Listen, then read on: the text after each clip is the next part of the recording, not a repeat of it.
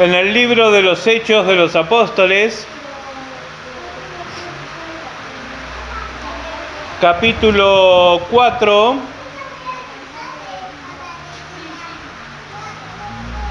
verso 23. Hechos de los Apóstoles 4, 23.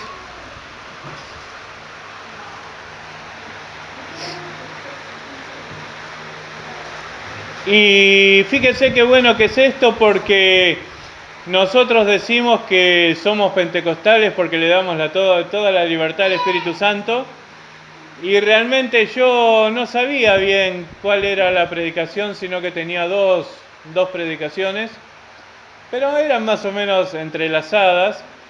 Pero por lo que se estuvo hablando, voy a compartirles esta, porque el Espíritu está hablando. El Espíritu está hablando desde el principio del culto. Y si le fuéramos a poner algún nombre, le tendríamos que poner oración con poder. Hechos 4:23. Y lo voy a leer en el nombre del Padre, del Hijo y del Espíritu Santo. Y dice así la palabra del Señor. Y puestos en libertad, vinieron a los suyos y contaron todo lo que los principales sacerdotes y los ancianos les habían dicho. Y ellos, habiéndolo oído, alzaron unánime la voz a Dios y dijeron: Soberano Señor, tú eres el Dios que hiciste el cielo y la tierra, el mar y todo lo que en ellos hay, que por boca de David tu siervo dijiste: ¿por qué se amotinan las gentes y los pueblos piensan cosas vanas? Se reunieron los reyes de la tierra y los príncipes se juntaron en una contra el Señor y contra su Cristo, porque verdaderamente se unieron en esta ciudad contra tu santo Hijo Jesús, a quien ungiste, Herodes y Poncio Pilato, con los gentiles y el pueblo de Israel, para hacer cuanto tu mano y tu consejo habían antes determinado que sucediera. Y ahora, Señor, mira sus amenazas y concede a tus siervos que con todo denuedo hablen tu palabra, mientras extiendes tu mano para que se hagan sanidades y señales y prodigios mediante el nombre de tu santo Hijo Jesús. Cuando hubieron orado, el lugar en que estaban congregados tembló, y todos fueron llenos del Espíritu Santo y hablaban con denuedo la palabra de Dios. Hasta acá la palabra. Y vos fijate qué tremendo, porque acá les voy a recordar un poquito, porque a lo mejor no se acuerdan bien la historia. Acá todo esto arranca desde que Pedro y Juan iban a subir al templo de la Hermosa y se encuentran con un cojo de nacimiento, y el cojo los mira y le piensa que les iban a dar plata, y le dicen: no tengo plata ni oro, pero lo que tengo te doy en el nombre de Jesús, levántate y anda. Y el cojo se levantó y anduvo bien, y se le arreglaron los pies y entró al templo glorificando a Dios. Se asombraron todos. El hombre este tenía más de 40 años, que estaba mendigando ahí en la puerta del templo. Estaban todos asombrados por el milagro que había sucedido. Y los fariseos y el sumo sacerdote y todo lo demás se levantaron en envidia. Entonces, ¿qué hicieron? Los metieron presos. Lo agarraron a Pedro y a Juan y los metieron bien presos, e incluso los amenazaron cuando los tuvieron que soltar, porque realmente habían hecho un milagro tremendo, y le dijeron que no prediquen a Jesús. Pero Juan y Pedro, o Pedro y Juan, le testificaron a esta persona, porque le dijeron en qué nombre habían hecho este milagro, y ellos testificaron y dieron testimonio de Jesús de Nazaret. Y encima le dice: los que ustedes mataron. porque encima les decían que Él era Dios, que Él era el Señor, que Él era el Cristo, Él era el Mesías, y ellos lo habían matado.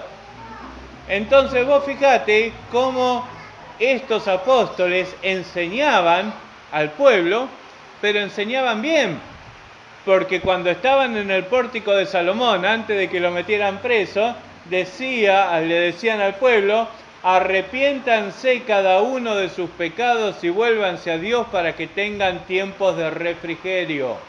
Tiempo de refrigerio es tiempo de paz, paz espiritual.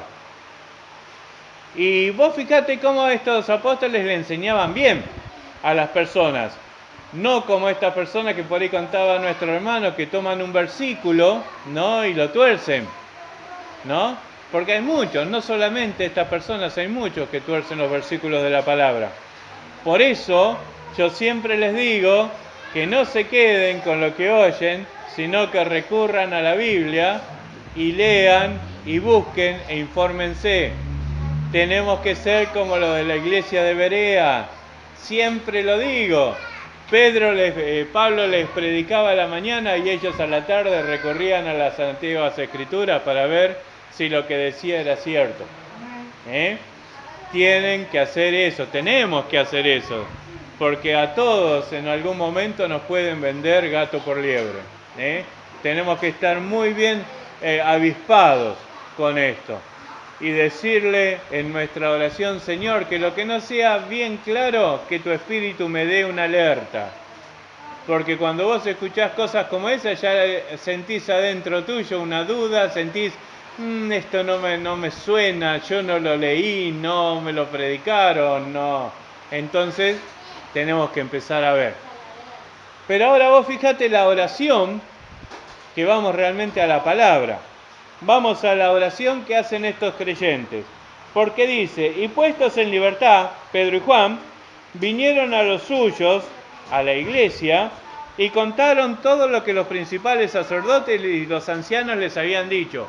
Les contaron de las amenazas y todo lo demás, y la amenaza no era algo así limpio, sino que lo habían matado a Jesús, le dijeron: te vamos a matar. Sigan jorobando con el nombre de Jesús, sigan jorobando con el nombre de Jesús y los vamos a destruir.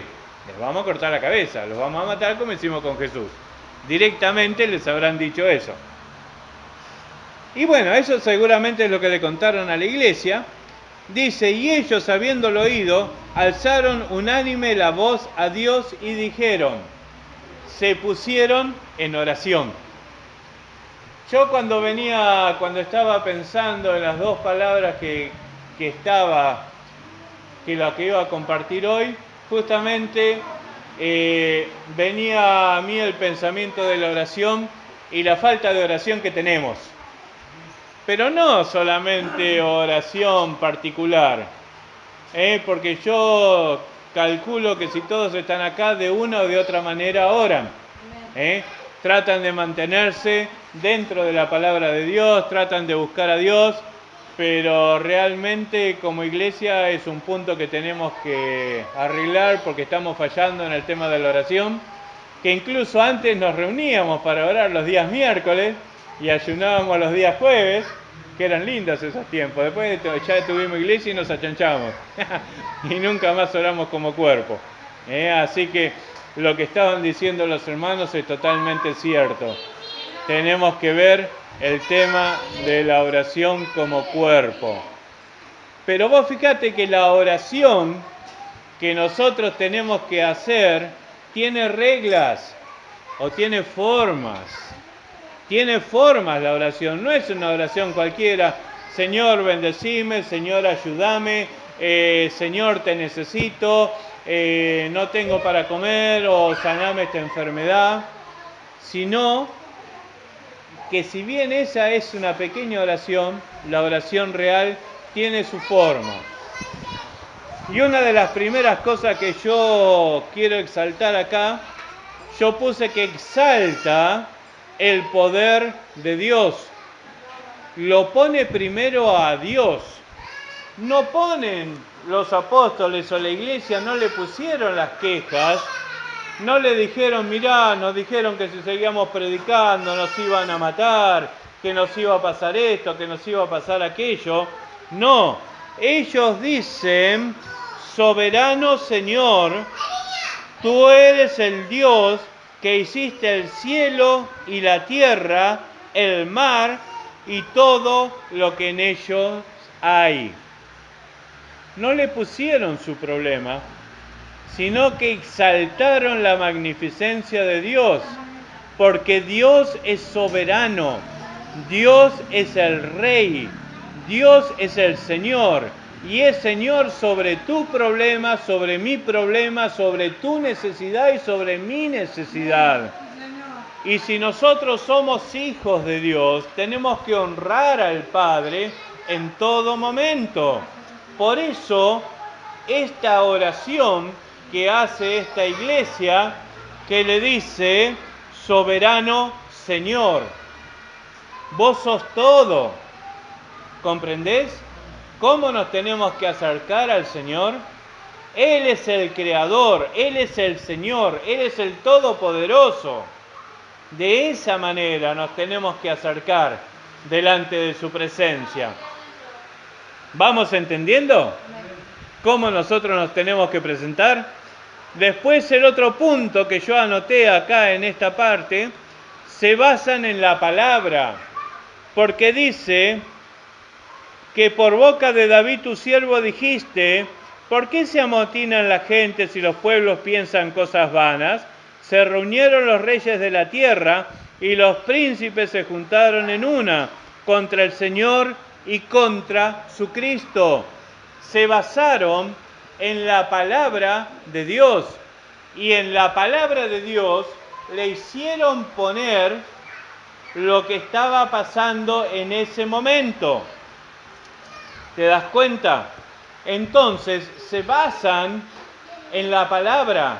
Y una vez que nosotros nos presentamos delante de Dios, reconocemos su magnificencia, su poder, su autoridad, ahí sí nosotros les podemos decir al Señor tranquilamente, Señor, yo trato de cumplir con tu palabra, yo trato de poner tu voz por obra, yo trato de comportarme de acuerdo como el Espíritu Santo me va enseñando, y vos dijiste que buscáramos primero el reino de los cielos y su justicia, y lo demás vendría por añadidura.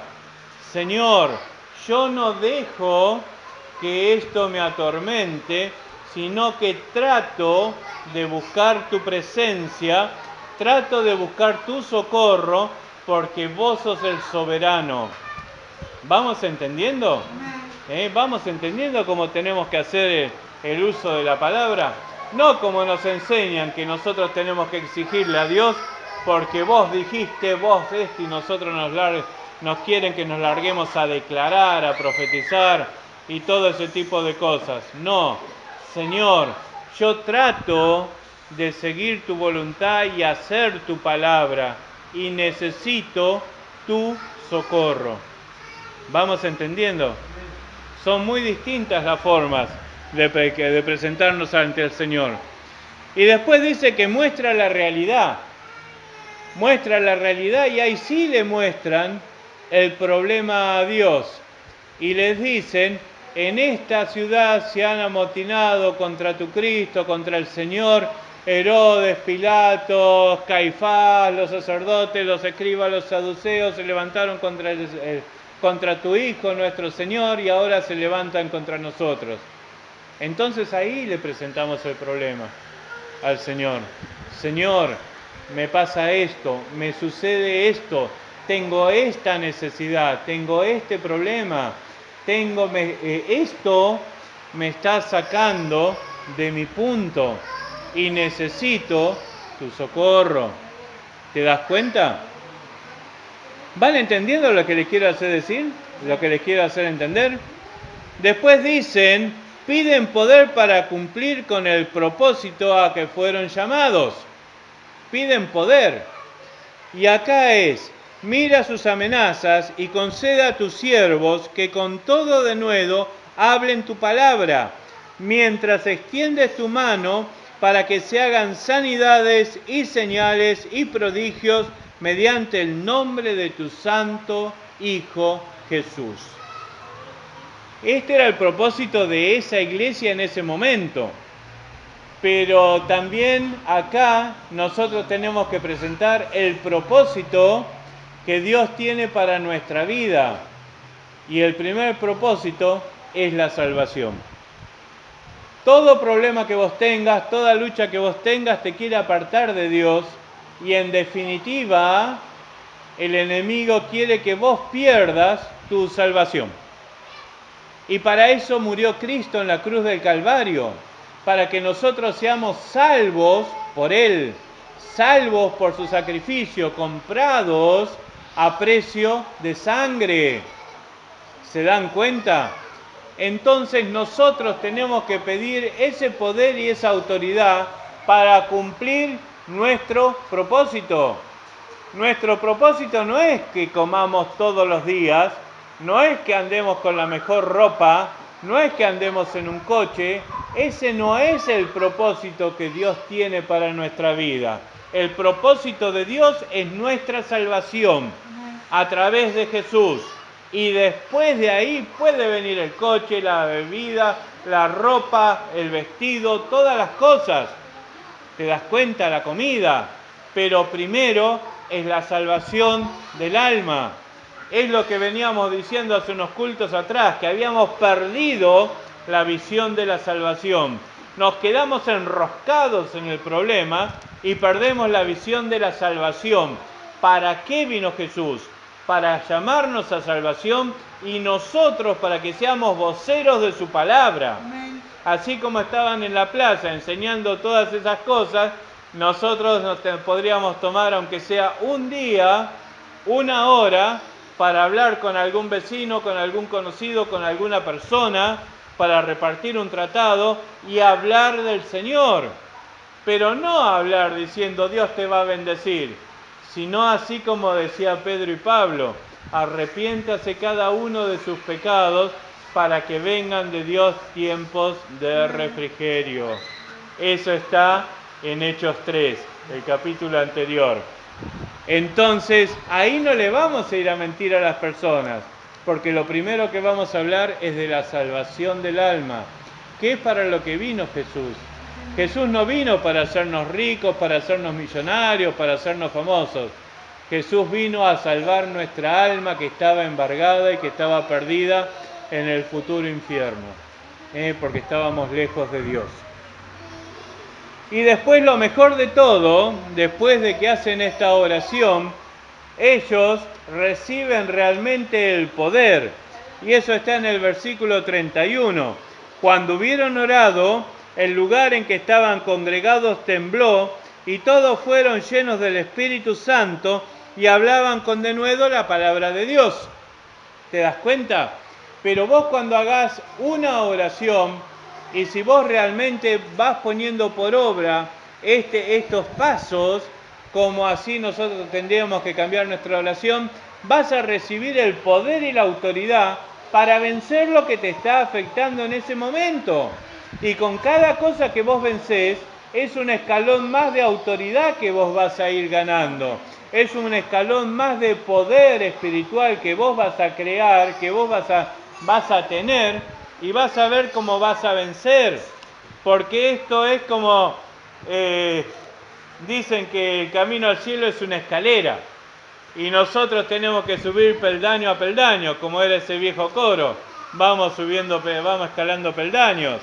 Y nosotros tenemos que ir subiendo en poder, en autoridad, en conocimiento, en bendición, tanto espiritual como material. Porque hay un orden en la bendición espiritual y la bendición material. No puede ser que yo esté súper bendecido materialmente y mi alma esté por el piso. Tampoco puede ser que mi alma esté tocando el cielo y mi economía ande por el piso. Es parejo. A medida que va creciendo mi alma, va creciendo mi economía, va creciendo mi salud, va creciendo la paz, va creciendo el poder y la autoridad. Si no, la palabra no diría sometete a Dios, resistí al diablo y huirá de vos. ¿Te das cuenta? Entonces nosotros tenemos que ir creciendo.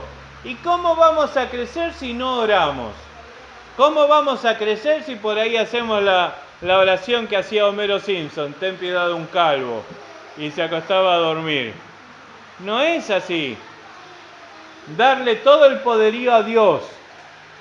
Porque Él tiene todo poder y toda autoridad sobre nuestra necesidad. Basarnos en la palabra. Porque nosotros nos vamos tratando de santificar, nos vamos tratando de acercar a Dios, estamos tratando de dejar lo malo para hacer lo bueno y necesitamos de su socorro. No es que nosotros vivimos como mejor nos parece y después clamamos por la ayuda de Dios, porque no es así. Vos no podés dilapidar tu vida en cualquier cosa y después venir y esperar que Dios te ayude. ¿Te das cuenta? Porque vos tenés que vivir de acuerdo a la palabra de Dios. Vosotros sois mis amigos y hacéis lo que yo te digo, decía Jesús.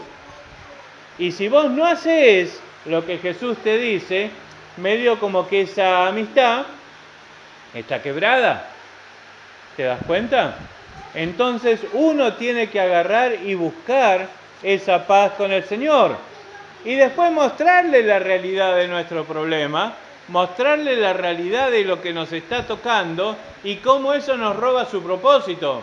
Señor, esta persona no la soporto más y yo le voy a abrir la cabeza y voy a perder mi salvación porque la voy a matar. Lo más grave, ¿no? Pasa con el trabajo, porque con el trabajo siempre hay uno que te molesta, que no aguantás, que no soportás, que te hace salir de las casillas, pasa con los compañeros de estudio, pasa con los profesores. Siempre va a haber alguien que va a ser usado por el enemigo para que vos caigas. Siempre. Y ese es el que te va a querer hacer que vos pierdas tu salvación. ¿Te das cuenta? Entonces nosotros tenemos que decirle a Dios, ayúdame con esto porque yo con esto me pierdo.